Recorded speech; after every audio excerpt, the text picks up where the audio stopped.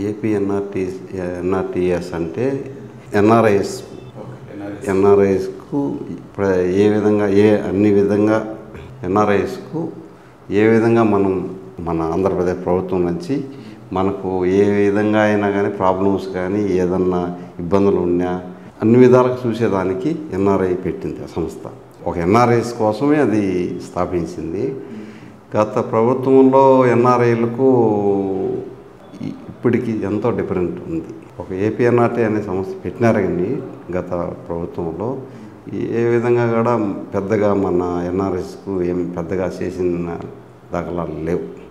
ఇప్పుడు 2019 జగన్మోహన్ రెడ్డి గారు ముఖ్యమంత్రి అయినాక AP NRT chairman Medapati Venkat గారు చైర్మన్ అయినాక మాతో పాటు ఈ కన్వీనర్గా ఉన్నటువంటి ఇలియాస్ గారు ఏపీ ఎన్ఆర్టీ డైరెక్టర్ అయినారు.